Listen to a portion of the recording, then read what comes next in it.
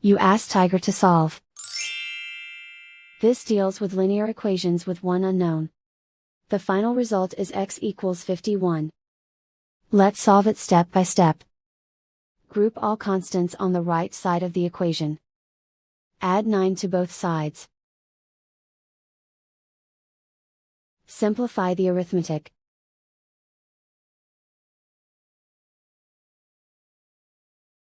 Isolate the x. Multiply both sides by 3. Group like terms. Multiply the coefficients.